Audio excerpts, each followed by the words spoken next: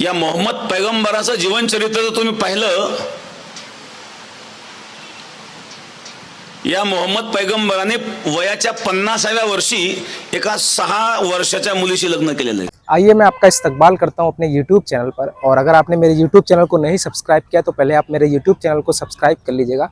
देखिए इस वक्त जो है वो एक खबर ये आ रही है, मतलब मुल्क के माहौल को ख़राब करने की कोशिश की जा रही है। देखिए देश का कानून है, देश का संविधान है, और संविधान को सबको अपने धर्म की इज्जत करने की इजाज़त देता है, और किसी को ये इजाज़त नहीं देता है कि वो किसी के प्रॉफिट्स को या किसी के मैसेंजर को गालियाँ दे, गलत गलत अल्फाज यूज़ करे और उनकी जो है उनकी शान में गुस्ताखी करे। मतलब मैं अगर मुसलमान हूँ तो मुझको संविधान ने ये अधिकार नहीं दिया है कि मैं राम जी के बारे में कुछ गलत बोलूँ। मैं अगर मुसलमान हूँ तो मुझको संविधान ने ये अधिकार नहीं दिया है कि मैं सिखों के बारे में गलत बोलूं, बल्कि संविधान ने यह अधिकार तो दिया है कि मैं जिसको चाहूं मानूं।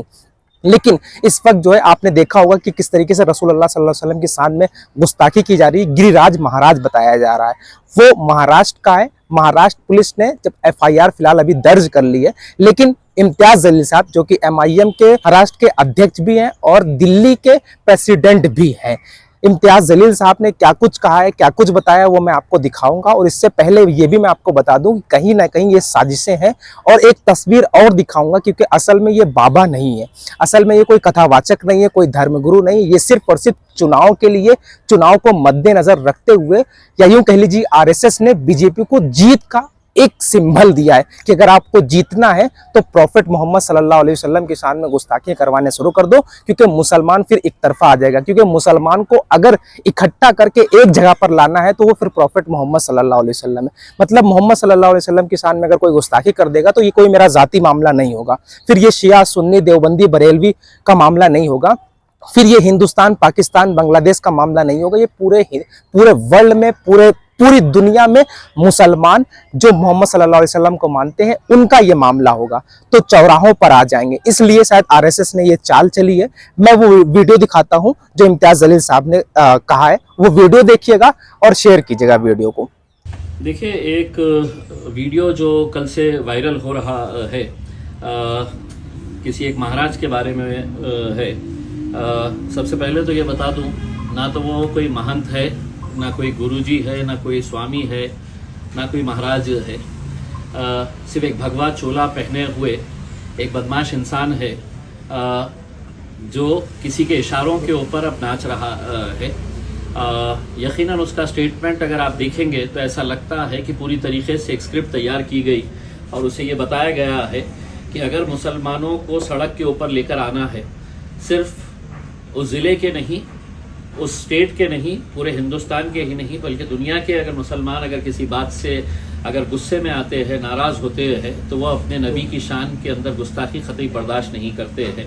और उसने जिस तरीके का बयान दिया है उससे साफ जाहिर होता है कि ये किसी न किसी के इशारों के ऊपर काम कर रहा है। आप अगर पूरी बात को अच्छी तरीके से समझने की कोशिश करेंगे तो आज पूरे महाराष्ट्र के अंदर हिंदू सकल समाज की तरफ से बहुत सारे शहरों के अंदर बिल्कुल जुमे की नमाज के वक्त मोर्चों की इजाज़त दी गई है, चाहे वो नंदुरबार हो, नासिक हो, अमरावती हो या दूसरे शहरों के अंदर।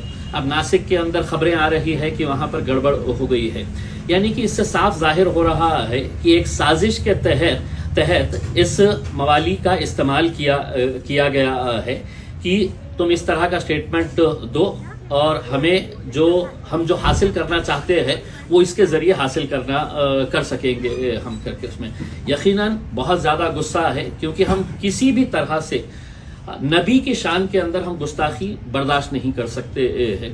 और इस आदमी ने जिस तरीके से हमारे मज़हब के ताल्लुक़ से जो बातें बताई है, एक बात तो ये है कि जब किसी का प्रवचन होता है तो उस प्रवचन के अंदर तुम्हारे धर्म में, तुम्हारी जात में, तुम्हारे मजहब के अंदर क्या अच्छी बातें हैं वो बताई जाती है, और एक इंसान अच्छी तरीके से ज़िंदगी कैसे जी सकता है ये पढ़ाया जाता है।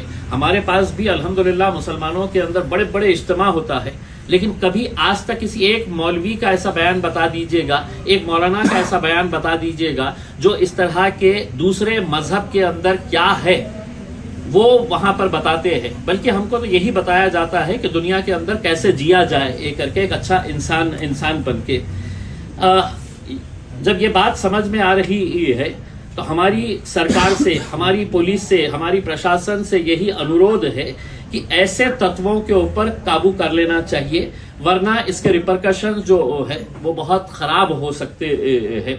हमने इससे पहले भी देखा है, जब भी नबी की शान के अंदर गुस्ताखी हुई, लोग किस हद तक चले गए हैं इसमें। और ये हमारे ज़िले का होने की वजह से हमारे लिए और ज़्यादा अफसोस की और गुस्से की बात है कि हम ऐसे सांपों को हमारे पास पाल रहे हैं करके। आप पिछले कुछ दिनों का अगर ये देखेंगे, आकलन करेंगे, तो एक नितेश राणे नाम का एक भाजपा ने छोड़ा हुआ पिद्दू है, वो पूरे महाराष्ट्र के अंदर जा जा के किस तरह के बयानबाजी कर रहा है। मकसद उसका भी साफ है कि किसी तरह से ऐसे भड़काऊ बयानात दे कि जिसकी वजह से मुसलमानों का गुस्सा फूटे और वो लोग सड़क के ऊपर आए करके।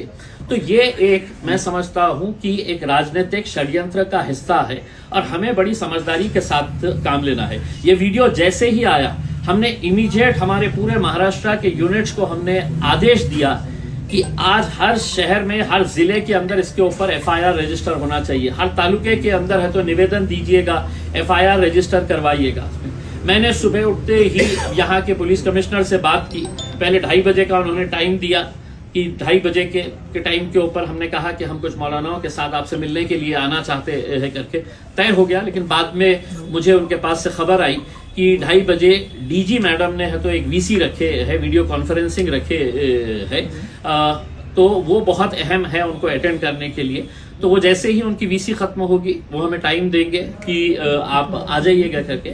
इन द मीन वाइल हमने पुलिस कमिश्नर के नाम के ऊपर है तो एक निवेदन बना के दिए है और हमारी मांग रखे है, और अकेले मेरी मांग नहीं है, ये हिंदुस्तान के हर मुसलमान की मांग है कि ऐसे गुंडों को जो सिर्फ एक भगवा चोला पहने हुए है, वो कोई स्वामी नहीं हो जाते है, वो कोई पुजारी नहीं हो जाते, वो कोई महंत नहीं हो जाते है, तो ऐसे मवालियों को जो समाज के अंदर तेढ़ निर्माण करने का काम कर रहे हैं उनके ऊपर सख्त कार्रवाई होनी चाहिए, उन्हें गिरफ्तार करना चाहिए। और मैं नौजवानों से अपील करना चाहूंगा उसमें कि हमने कार्रवाई करने के लिए पुलिस को भी वक्त देना चाहिए उसमें।